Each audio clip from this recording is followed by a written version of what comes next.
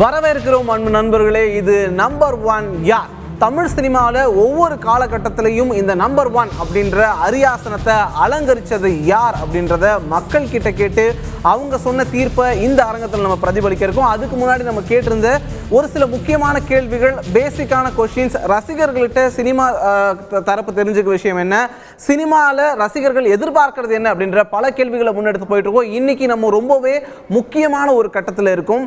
தமிழ் சினிமாவில் பல முறை எழுந்திருக்க ஒரு கேள்வி, நடிகர்கள் அரசியலுக்கு வரலாமா அப்படின்றது.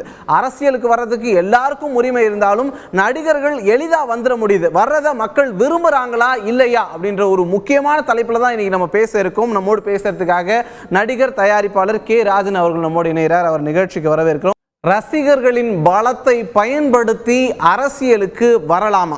ஒரு மாஸ் ஒரு விஷயம் கிடைக்கும் போது, மாஸ் ரசிகர் கூட்டம் கிடைக்கும் போது அதை அடுத்ததா அரசியலுக்கு கன்வெர்ட் பண்றதுக்கு தான் எல்லாருக்குமே திட்டமிடுது. இது யதார்த்தமா வருதா எப்படி அப்படின்றது தெரியல. ஒரு நகைச்சுவை காட்சியில் வைக்கப்பட்டது, இருந்தாலும் அது ஒரு பெரிய தாக்கத்தை ஏற்படுத்திய வசனம். என்ன பண்ண போறீங்க அப்படின்னா, முதல்ல வில்லன், அடுத்தது ஹீரோ, அடுத்து எம்எல்ஏ, டெல்லி சிஎம், அதுதான் என்னோட இலக்கு அப்படின்ட்டு.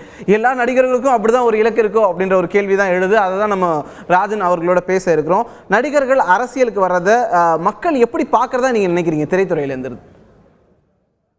நடிகர்கள் அரசியலுக்கு வருவதை மக்களில் பல பேர் விரும்பவில்லை, சில பேர் விரும்புகிறார்கள். ஒரு புரட்சித் தலைவர் எம்ஜிஆர் அவர்கள் மக்களின் செல்வாக்கை பெற்று ஒரு முதலமைச்சராக ஆகிவிட்டார், மக்கள் ஆக்கிவிட்டார்கள் என்பதாலேயே எல்லா ஹீரோக்களும் நாம அடுத்து முதலமைச்சர் என்ற எண்ணம் வந்தது உண்டு. வந்தது சரியா இல்லையா என்ற கேள்வி என்றால், வந்ததில் சரியில்லை, ஆசைப்படுவதில் சரியில்லை, ஆனால் பேராசை என்பது தவறு.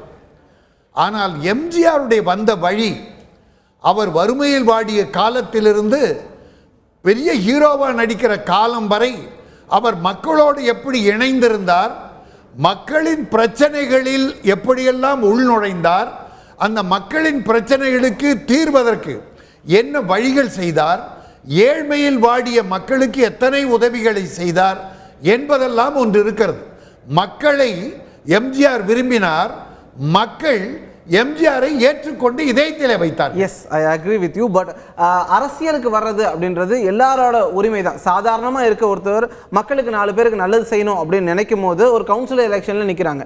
இதே சினிமாவில் இருக்கும் போது ஒரு மாஸ் ஆடியன்ஸ் இருக்காங்க, நமக்காக ரசிகர்கள் இருக்காங்க, அவங்களுக்கு எதாவது திரும்ப செய்யணும் அப்படின்னு நினச்சி அரசியலுக்குள்ள அதுக்கான களமாக அரசியல் அவங்க பார்க்குறாங்க.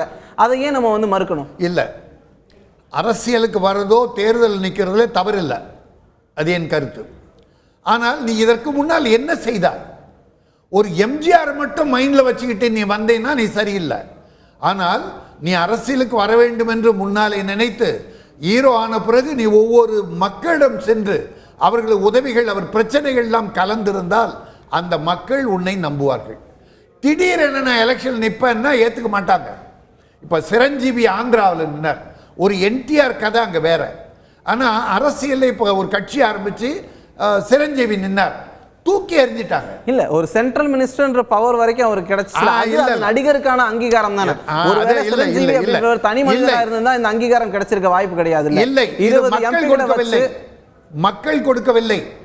நேரடியாக கட்சி ஆரம்பித்து மக்களிடம் சென்று தேர்தலில் தோல்வி அடைந்த பிறகு தன் கட்சியை கலைத்து விட்டு காங்கிரஸில் போகிறார். இல்ல இல்ல, இந்த இடத்துல நான் உங்ககிட்ட முரண்படுறேன். என்ன அப்படின்னா, 22 எம்பிகள் கையில வச்சிருந்தாரு. ஒரு கட்டத்துல வேற ஒரு கட்சி விலகும் போதுதான் அந்த கட்சிக்கு சப்போர்ட் பண்றதுக்காக தான் அவர் அங்க போனாரு. நீ மக்கள் செல்வாக்கு இருந்தா அவர் அதிலேயே இருந்து அந்த கட்சியை பெருசாக்கி தனிப்பட்ட முறையில் ஆட்சி அமைச்சிருக்கணும். இல்ல, ஆட்சி அமைக்கிறது மட்டுமே இல்லை, ஒரு நடிகராக இருந்தா நேரா ஆட்சி தான் அமைக்க முடியும் அப்படின்றதையும் தாண்டி ஒரு அந்த மக்கள் செல்வாக்கு, ஒரு எம்எல்ஏவா இருந்தாலும் சரி, 5% வாக்கா இருந்தாலும் சரி, அவர் நடிகர் அப்படின்றது மூலமா தான் அதை சம்பாதிச்சிருக்காரு.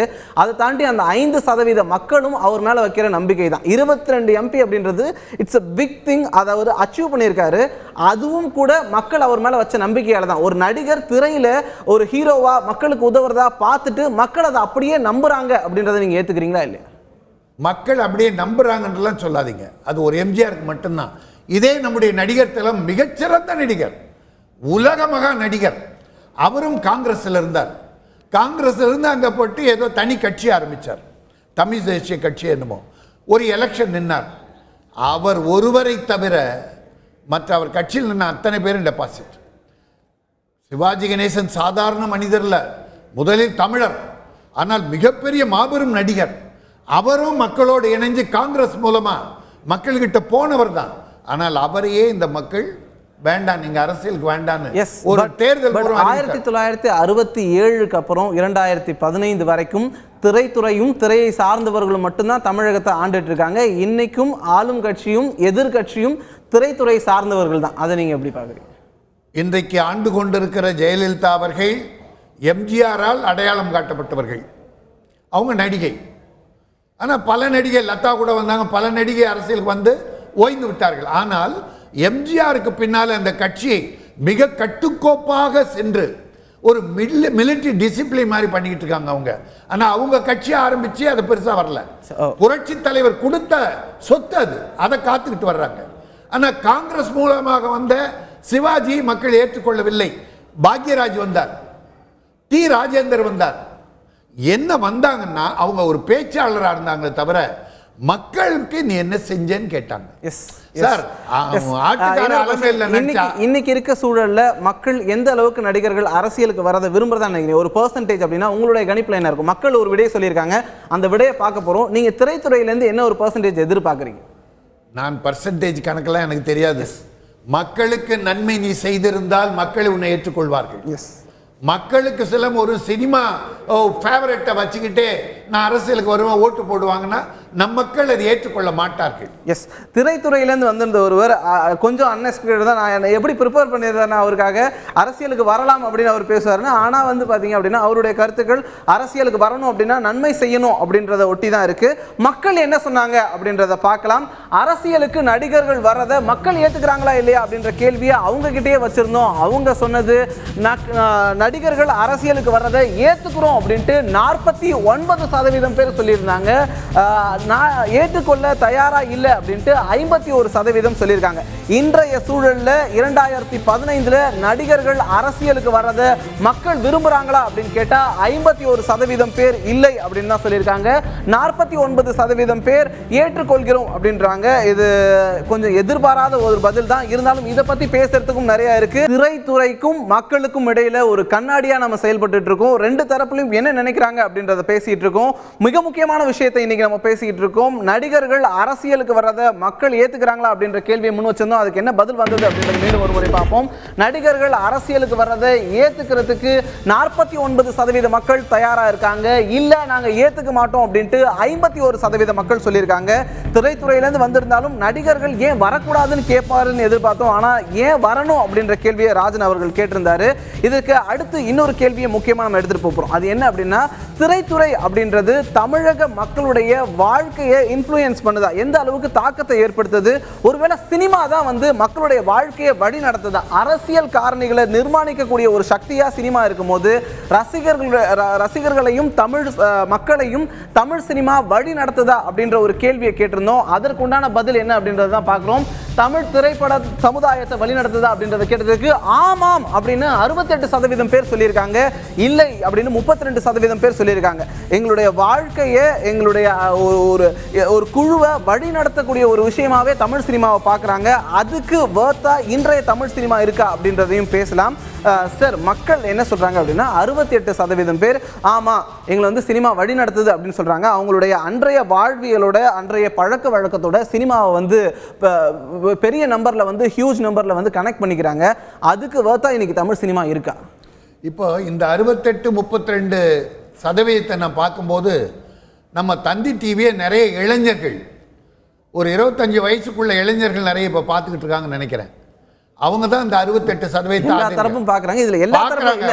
இந்த கணக்கெடுப்பு பாத்தீங்க அப்படின்னா இந்த கணக்கெடுப்புமே வந்து 15ல இருந்து 51% வரைக்கும் இருக்கக்கூடிய பலதர வயசு இருக்க மக்கள், ஆண் பெண் அப்படின்னு எல்லாரையும் சேர்த்து எடுக்கப்பட்ட ஒரு ஆய்வு தான் இது.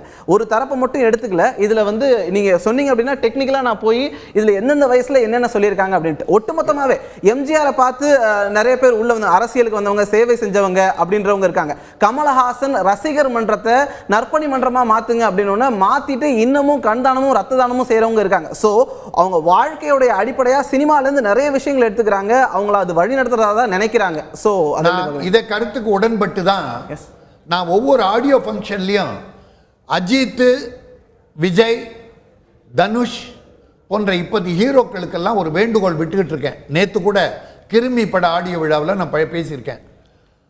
சிகரெட் பிடிக்கிறது, குடிக்கிறத எல்லா காட்சியிலும் வைக்கிறீங்க. காலேஜ் படிக்கிற மாணவன் நினச்சா ஈவினிங் முடிச்சா டியூஷன் போல விளையாட போல மச்சி பாருக்கு போகலாம் மச்சின்னு போகிறீங்க, பீர் குடிக்கிற மாதிரி பண்ணுறீங்க. அப்போது உங்களை ஃபாலோ பண்ணுற இளைஞர்கள் ஏராளமாக இருக்காங்க. அப்போ என் தலைவன் இளைய தளபதி எல்லாம் காலேஜ் முடித்த உடனே பீர் குடிக்கிறாரா இல்லை பிராந்தி சாப்பிட்றாரு, நாமும் சாப்பிடுவோன்னு அவன் போய் ஒரு சமுதாயமே இன்றைக்கு கெட்டு குட்டிச்சவராகிட்டு இருக்கு. அதனால் தேவையான இடத்தில் மட்டும் குடிக்கிற காட்சியை வையுங்கள், கதைக்கு தேவையானால். மற்ற இடத்துல வைக்கல. ஏன்னா உங்களை ஃபாலோ பண்ற இளைஞர்கள் ஏராளமா இருக்காங்க அப்படின்னு ஒரு வேண்டுகோள் விட்டேன். எஸ், நீங்க ஒரு தயாரிப்பாளராக சொல்லுங்க, இந்த கேள்வியை பல மக்கள் கேட்டுட்டு இருக்காங்க. குடிக்கிற காட்சி அப்படின்றது தேவைதானா? நம்ம டாபிக் விட்டு வெளியில போறோம், கதைக்கு தேவையானால் மட்டும் இருக்கணும். பிறகு அதனால் என்ன பாதிப்புன்னு நீ விளக்கம் சொல்லணும். அதுல சிந்து பைரவின் ஒரு படம் சார், சிவகுமார் நடிப்பார். அதுல ஒரு அழகான கச்சேரி, மிகப்பெரிய இசைய வேந்தன் ஒரு பெண் மீது காதல் போகிற போது, கட்டிய மனைவி விட்டு போகும்போது மைண்ட் ஆகி குடிகாரன் ஆயிடுவான். அதனால் இந்த குடும்பம் என்ன செதஞ்சது என்பதை காட்டி குடியின் கொடுமையை காட்டினார் பாலச்சந்தர். அப்போ இப்போ எல்லாமே தனுஷ் என்ன பண்றாரு, சந்தானம் ஒரு தம்பி ஒரு காமெடியை ரொம்ப விரசமா பண்றார். பெண்கள்லாம் ரொம்ப கேவலமா கண்ணு மூடுறாங்க. அப்படி இருக்க வேண்டாம் என் வேண்டுகோள். இது தமிழ் பண்பாடு கலாச்சாரம் காக்கணும். சினிமா நடிகர்களை நிறைய இளைஞர்கள் ஃபாலோ பண்றாங்க. அதனால நல்ல விஷயங்களை நீங்கள் சொன்னால் நம்ம மக்கள் அதை ஏற்றுக்குவாங்க. சமுதாயத்தில் பெரிய வளர்ச்சிக்கு, பண்பாடு வளர்ச்சிக்கு காரணமாக இருக்கும்னு நான் எல்லாரையும் வேண்டிக்கிட்டு இருக்கேன் ஒவ்வொரு ஆடியோ ஃபங்க்ஷன். எஸ், ரொம்ப நல்ல விஷயம் செஞ்சிட்ருக்கீங்க. அதை தாண்டி இன்றைக்கி சினிமாவில் பார்த்தீங்க அப்படின்னா எத்திக்ஸ், மது மட்டுமே தாண்டி ஒரு குடும்பத்தில் குடும்ப உறவு முறைகளை எப்படி பேணி காக்கணும் அப்படின்னு ஒரு கட்டத்தில் சினிமா சொல்லிட்டு இருந்தது. அது பெரிய தாக்கத்தை ஏற்படுத்துச்சு. ஆனால் இன்றைக்கி பார்த்தீங்க அப்படின்னா அம்மாவை பார்த்து அசால்ட்டாக ஒரு டைலாக் இருக்குது, சேவை மேலே கையை வச்சேன் கொண்டே போடுவேன் அப்படின்ட்டு. ஒரு 10 வருஷத்துக்கு முன்னாடியோ 15 வருஷத்துக்கு முன்னாடியோ தமிழ் சினிமாவும் சரி, தமிழ் சமுதாயமும் சரி, தன்னுடைய தாயை பார்த்து இப்படி ஒரு வசனத்தை பேசிடாது. ஆனால் இன்னைக்கு பேசுது, அந்த டைலாக் வந்து இங்கே ஆடியன்ஸ் கிட்ட அப்ளாஸ் இருக்கிறது மட்டும் இல்லாமல் அது இங்கேயும் ரிஃப்ளெக்ட் ஆகுது. அம்மாவை பார்த்து அந்த டைலாக் சொல்கிற அளவுக்கு ரிஃப்ளெக்ட் ஆகுது. ஸோ இதுதான் இந்த இன்ஃப்ளூயன்ஸுக்கு காரணம். இதை இவ்வளோ தூரம் 68% மக்கள் சினிமாவை ஃபாலோ பண்ணுறாங்க அப்படின்னும் போது அதை மாற்றிக்கிறதுக்கு இன்னும் எவ்வளோ டைம் எடுக்கும்னு நினைக்கிறீங்க? சினிமா அருமையான விஷயம் சொன்னீங்க. தந்தி டிவியின் மூலமாக மக்களுக்கு ஒரு அற்புதமான விஷயத்தை சொல்லிருங்க. கொலைவரி கொலைவரி கொலைவரிடா, அந்த பாட்டு சரிதானா? கொலை தனுஷ் பாடின பாட்டு. இந்த பாட்டை எல்லா இளைஞர்களும் பாட ஆரம்பிச்சான். இங்க குடி குடின்னு சில ஹீரோக்கள் குடிக்க ஆரம்பிச்சான். இவன் கொலவெறி கொலவெறின்னு ஒரு பாட்டை பாடினா இளைஞர்கள்லாம் பாடினாங்க. அந்த சமயத்தில் தான் ஒரு ஆசிரியை ஒரு மாணவனால் குத்தி கொல்லப்பட்டாள். ஒரு கோயில்பட்டி திருநெல்வேலி பக்கம் 2 மாணவர்கள் ஆசிரியர் கண்டிச்சார்ன்றதால அந்த பிரின்சிபாலை வெட்டி கொண்டானுங்க. இதெல்லாம் இந்த 3-4 வருடத்திலே தான் நடைபெற்றது. ஆகவே தான் சினிமா ஹீரோக்கள், காமெடியன்கள் ஏன்னா மக்கள்கிட்ட ரொம்ப ஈஸியாக ரீச் ஆகிடுறாங்க. அவங்க சொல்கிறத வேத வாக்குன்னு சில மக்கள் எடுத்துக்கிறாங்க. அதனால் இவங்க ரொம்ப ஜாக்கிரதையாக இந்த சமுதாயத்தை வழிநடத்துகிற கடமை இவங்க. சார், எம்ஜிஆர் சிகரெட் பிடிக்கிற காட்சி வைக்க மாட்டார், குடிக்கிற காட்சி இருந்தால் கூட அதை கொடுமை என்னன்னு சொல்லுவார். ரஜினி சார் பாருங்க, லவ் சீன் கூட அவ்வளோ விரசமெல்லாம் பண்ண மாட்டார். காலமா 100வது நாள் படம் பார்த்து நான் கொலை பண்ணேன் அப்படின்னு சொல்லிட்டு ஒரு ஸ்டேட்மெண்ட் ஒருத்தர் வாக்கு மூலமாவே கொடுத்திருக்காரு. அப்போ காலம் தொட்டு இருந்துட்டு தான் இருக்கு. அதுக்காக வந்து கொலை செய்யற மாதிரி காட்சிகளே வைக்காம படம் இல்ல. கதைக்கு தேவையான வைக்கலாம். கதைக்கு ஏன்னா திருடுற காட்சியை வச்சுட்டு காலேஜ் ஸ்டூடெண்ட் எத்தனை பேர் அந்த மெத்தட்ல திரும்பார். இப்போ குடிப்பது அதிகமாக கல்லூரி மாணவர்கள், செயின் அறுப்பது அதிகமாக கல்லூரி மாணவர்கள், வீடு புகுந்து பெரியோர்களை வெட்டி போட்டுட்டு தாலி அறுத்துட்டு போறவங்க கல்லூரி மாணவர்கள். ஏன்னா அவங்க குடிக்கிறதுக்கு காசு இல்லை. சமுதாயத்தை சீரழித்து விட்டது. அதில் சில டைரக்டர்ஸ் ரொம்ப அழகா அவங்க திருடுறத கொலை பண்றதெல்லாம் ஸ்டெப் பை ஸ்டெப்பாக அழகா டெவலப் பண்றாங்க. இதை பார்த்து சிலர் தான், அதுக்காக எல்லாரும் இதெல்லாம் பண்றதில்லை. அந்த சிலர் கூட அந்த தவறுகளை செய்வதற்கு சினிமா வழிவகுக்க கூடாது. அதற்கு இந்த ஹீரோக்கள் காரணமாக இருக்கக்கூடாது என்பதுதான் என்னுடைய வேண்டுகோள். கண்டிப்பா தமிழ் சினிமா தமிழ்நாட்டை தமிழ் மக்களை வழி நடத்துதா அப்படின்ற கேள்வி கேட்டிருந்தோம். பெருவாரியான மக்கள் ஆம் அப்படின்னு சொல்லியிருந்தாங்க. தமிழ் சினிமா எங்களை வழி நடத்துது அப்படின்னு 68% ரசிகர்கள் ஒத்துக்கிட்டாங்க. ஆமா எங்களை வழி நடத்துது. ஆனா இன்னொரு கேள்வி கேட்டிருந்தோம், அப்படி தமிழ் சினிமா உங்களை வழி நடத்துறது ஆரோக்கியமானது நீங்க நினைக்கிறீங்களா அப்படின்னு கேட்டிருந்தோம். இப்ப இருக்க தமிழ் சினிமாவின் அடிப்படையில் அது ஆரோக்கியமானதுன்னு எத்தனை பேர் சொன்னாங்க அப்படின்றத பார்க்கலாம். தமிழ் சினிமா ரசிகர்களை வழி நடத்துவது ஆரோக்கியமானதா அப்படின்ற கேள்விக்கு இல்லை, ஆரோக்கியமானது இல்லை அப்படின்னு 78% பேர் சொல்லியிருக்காங்க. இன்னைக்கு வழி நடத்துது அப்படின்றத அவங்க உணர்ந்தாலும் கூட, ஆனா அப்படி வழி நடத்துறது ஆரோக்கியமானது இல்லை அப்படின்றத 78% பேர் சொல்லியிருக்காங்க. 22% பேர் ஆமாம் ஆரோக்கியம் அப்படின்னு தான் சொல்லியிருக்காங்க. உங்களோட கருத்தை தான் வந்து 78% பேர் வரைக்கும் வழிமொழிகிறாங்க அப்படின்னு நினைக்கிறேன். இருந்தாலும் 22% பேர் வந்து இன்னும் இதுல இன்ஃப்ளூயன்ஸ் ஆயிருக்காங்க. வழி நடத்துறதும் ஆரோக்கியம் தான் அப்படின்னு நினைக்கிறாங்க. இதை எப்படி பார்க்குறீங்க? அந்த 22% பேருக்கான உங்களுடைய பதில் என்ன? இந்த ஆரோக்கியம் இல்லை, சினிமாவும் சினிமா நடிகர்களும் வழி நடத்துவது ஆரோக்கியம் இல்லை என்று 72% பேர் சொல்லியிருக்கிறார்கள். அவர்களுக்கு நன்றி. 22 பேர் ஆரோக்கியமானது என்று ஒரு இருளில் மூழ்கி இருக்கிறார்கள். சினிமா நடிகர்களை நாம் அந்த பொழுதுபோக்குக்காக மட்டுமே பார்க்க வேண்டுமே தவிர நீங்க அவங்க வாழ்க்கையோட இணைச்சிக்க கூடாது. But they are icons sir. அவங்களோட லைஃபோட ஐகான்ஸ் நான் ஏத்துக்க மாட்டேன். நான் எல்லா நடிகரோட பழகுறேன். எல்லாரும் என் சகோதரர்கள். அவங்க வாழ்க்கையை பார்த்துக்கிட்டு இருக்காங்க, வாழ்க்கைக்கு சம்பாதிக்கிறாங்க. ஒரு சிலர் தான் இந்த மக்களுக்காக அதில் ஒரு பகுதியை செலவு பண்றாங்க. செலவு பண்ணணும். அப்படி மக்களுக்கு சேவை செய்தால் மேலும் உயர்வார்கள் எம்ஜிஆரை போல. அந்த கருத்தில் நான் சொல்றேன். ஆனால் அவர்கள் இப்போ நிறைய பேர் நடிகைகளையோ நடிகர்களையோ மக்கள் வழிபடுவதையோ வாழ்த்துவதை வரவேற்கிற நல்ல நடிகர்னு, ஆனால் வழிபடுவதை பிள்ளையார் கோயில் வச்சான் ஒருத்தன். ரஜினிக்கு பால் ஊத்துறான். அது ஒரு ஏழை குழந்தைக்கு ஊத்துட்டான்ற ரஜினி ஏத்துக்க மாட்டார் சார். நான் இப்போ ஒன்று சொல்றேன், இதை அவங்களே வாய் திறந்து சொன்னா. ஒரு சமயத்தில் பார்த்தீங்க அப்படின்னா நடிகர்கள் வந்து போலியோடைய அவேர்னஸை வந்து வீதிக்கு வந்து சொன்னாங்க. அந்த சமயத்தில் இந்தியா முழுக்க அந்த போலியோடைய விழிப்புணர்வு போய் சேர்ந்தது. அதனால இன்னைக்கு இந்தியாவில் போலியோ இல்லை அப்படின்ற ஒரு ரிப்போர்ட் வந்திருக்கு. ஸோ நடிகர்களால் ஒரு விஷயத்தை மாற்ற முடியும், அதை இன்ஃப்ளூயன்ஸ் பண்ணுது அப்படின்னு மக்கள் சொல்லும் போது நீங்க இதை ரசிகர்களுக்கு சொன்னாம நடிகர்களுக்கு சொன்னா என்ன? நடிகர்கள் இப்படி சொன்னா மக்கள் கேட்க தயாராக. ரசிகர்கள் மாற்ற முடியாது. அவங்க என்ன மனநிலை இருக்காங்க நமக்கு புரியாது. ஆனால் நடிகர்களை சொன்னால் எடுத்துக்குவாங்க. இப்போ நான் 2 ஆடியோ ஃபங்க்ஷனில் பேசின அஜித்துக்கும் விஜய்க்கும் வேண்டுகோள் விட்டேன். அடுத்து 2 வருஷமாக படம் பார்த்தீங்கன்னா இந்த குடிக்கிற காட்சி கம்மியாக இருக்கும், சிகரெட் பிடிக்கிறதும் கம்மியாக இருக்கும். அஜித் சார் இந்த மங்காத்தா எப்போ பார்த்தாலும் குடிச்சிட்டு இருப்பார், எப்போ பார்த்தாலும் சிகரெட் வச்சுட்டு இருப்பார்.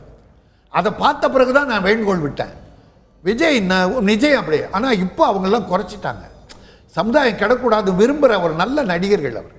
ரஜினி சார் அவருடைய பர்த்டே 2 வருஷத்துக்கு முன்னால் 12 டிசம்பர் 12 சென்னையில் பப்ளிக் முன்னால் அவருடைய ரசிகர்கள் ஒரு லட்சம் பேர் கூட்டின இடத்துல சொன்னார். நான் சரத்குமார் ராதாரவி அவருடைய வாழ்த்துறதுக்காக அந்த மேடையில் இருந்தோம். அப்போ ரஜினி சார் ஃபினிஷிங்கில் சொன்னார், நான் இன்றைக்கு உடல் நலம் கெட்டு தேறி வந்திருக்கிறேன் உங்கள் பிரார்த்தனையால். ஆனால் உடல் நலம் ஏன் கெட்டேன் என்றால் நான் பிடித்த சிகரெட்டும் நான் குடித்த குடியும் என்னை கெடுத்து விட்டது. மருத்துவமனையிலே உங்கள் பிரார்த்தனையால் நான் தேறி வந்திருக்கிறேன். ஆகவே என் தம்பிகள் ரசிகர்கள் அத்தனை பேரும் சிகரெட் பிடிப்பதை நிறுத்துங்கள், குடிப்பதை நிறுத்துங்கள், நீங்கள் தாயும் தந்தையும் தெய்வமாக வணங்குங்கள். எஸ், 40 ஆண்டு காலமா திரையில வந்து அவர் சிகரெட் பிடிச்சிருக்காரு, குடிக்கிற மாதிரி காட்சிகள் நடிச்சிருந்தாரு. இருந்தாலும் கடைசியா ஒரு வார்த்தை சொல்லியிருக்காரு அப்படின்ற மகிழ்ச்சி தான். அது பேசுறதுக்கு வந்து நிகழ்ச்சியோட நிறைவுக்கு வந்தாச்சு. நிகழ்ச்சிக்கு வந்திருந்து பல கருத்துக்களை ரொம்ப போல்டா சொன்னீங்க. ரொம்ப நன்றி சார். தேங்க்யூ. தமிழ் சினிமா சமுதாயத்தை வழி நடத்துது அப்படின்னும் போது அதோடைய சீரியஸ்னஸை புரிஞ்சு இன்னும் சீரியஸா ஃபிலிம் பண்ணக்கூடியவங்க, யதார்த்தமா ஃபிலிம் பண்ணக்கூடியவங்க வரணும். அதே போல மாஸ் ஸ்டார்ஸ் அவங்களுக்கு இருக்கக்கூடிய நட்சத்திர அந்தஸ்தை சரியா பயன்படுத்தி அந்த ரசிகர்களை வழி நடத்த முன் வரணும் அப்படின்றது மட்டும்தான் இன்னைய கருத்து கணிப்பு நமக்கு சொல்லியிருக்கு. இது மட்டும் இல்லாமல் பார்த்தீங்க அப்படின்னா நாளைக்கு எந்தெந்த நடிகர்களை ரசிகர்கள் ரசிச்சாங்க அப்படின்றத பேச இருக்கும். குறிப்பா நாளைக்கு 1980களுக்கு முன்னாடி யாரை ரசிச்சாங்க, இன்னமும் எம்ஜிஆருக்கான மாஸ் எந்த அளவுக்கு இருக்கு, சிவாஜி கணேசனை எந்த அளவுக்கு ரசிக்கிறாங்க அப்படின்னு பல விஷயங்கள் நாளைக்கு பேச இருக்கும். ஸோ நாளைக்கு நிகழ்ச்சியும் 6 மணிக்கு வர இருக்கு. தொடர்ந்து நம்மோடு இணைந்திருங்கள். தொடர்ந்து இணைந்திருப்போம் தந்தி தொலைக்காட்சியோடு.